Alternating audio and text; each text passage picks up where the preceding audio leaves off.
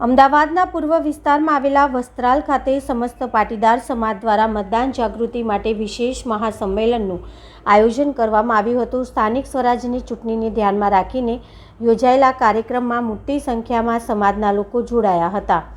આ મહાસંમેલનમાં ગુજરાત સરકારના પૂર્વ ગૃહ રાજ્યમંત્રી પ્રદીપસિંહ જાડેજા, વટવા વિધાનસભાના ધારાસભ્ય બાબુસિંહ જાદવ તેમજ વિશ્વ ઉમિયા સંસ્થાના ઉપપ્રમુખ રમેશભાઈ દૂધવાળાની વિશેષ ઉપસ્થિતિ રહી હતી। ઉપરાંત ભાજપના ચારેય ઉમેદવારો, સ્થાનિક આગેવાનો અને કાર્યકરો પણ ઉપસ્થિત રહ્યા હતા। કાર્યક્રમનો મુખ્ય હેતુ મતદાન જાગૃતિ રહ્યો હતો। સંમેલનમાં હાજર પાટીદાર સમાજના અગ્રણીઓએ જનતાને આવનારી ચૂંટણીમાં અવશ્ય મતદાન કરવા અને અન્ય લોકોને પણ મતદાન માટે પ્રેરિત કરવાનો સંકલ્પ વ્યક્ત કર્યો હતો। મોટી સંખ્યામાં ઉપસ્થિત સમાજજનોએ પોતાના મોબાઈલની ટોર્ચ ચાલુ કરી લોકશાહીના આ મહાપર્વમાં સક્રિય ભાગીદારીનો સંદેશ આપ્યો હતો અને વધુમાં વધુ મતદાન થાય તે માટે પ્રતિબદ્ધતા દર્શાવી હતી। ભાવિક પટેલ, અમદાવાદ।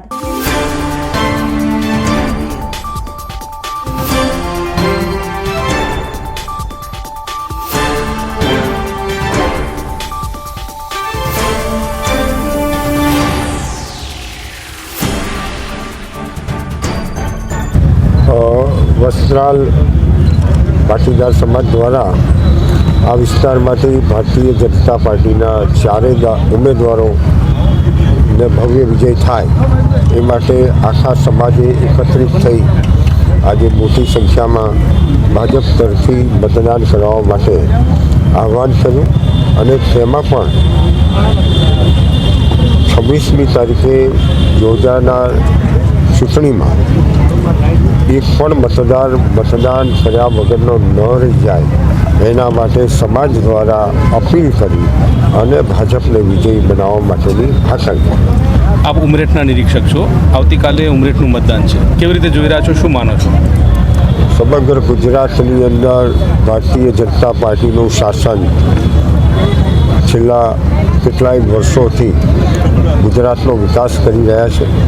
નરેન્દ્રભાઈ મોદી આપણા દેશના વડાપ્રધાનશ્રીએ આ ગુજરાતને દેશનું પ્રથમ નંબરનું રાજ્ય બનાવવા માટે અનેકવિધ પ્રયાસો કર્યા છે અને એમાં જ્યારે આપણા ઉમરેઠના સ્વર્ગવાસી ધારાસભ્ય ગોવિંદભાઈ પરમાર એનું અકાળે નિધન થવાના કારણે ત્યાંની પ્રજાએ ત્યાં ફરીથી ભારતીય જનતા પાર્ટીના ઉમેદવાર તરીકે એમના જ પુત્ર ભાઈ શ્રી હર્ષદભાઈ ગોવિંદભાઈ પરમારને વિજયી બનાવી અને રાજ્યના માનનીય મુખ્યમંત્રી શ્રી ભૂપેન્દ્રભાઈ પટેલ અને દેશના વડાપ્રધાન નરેન્દ્રભાઈ મોદીની આ ડબલ એન્જિનની સરકારમાં ઉમરેઠ અને ચરોતરના વિકાસમાં યોગદાન આપે એના માટે કટિબદ્ધ છે અને ઉમરેઠમાં ભારતીય જનતા પાર્ટીને અગાઉ ક્યારેય ન મળ્યા હોય તેના કરતાં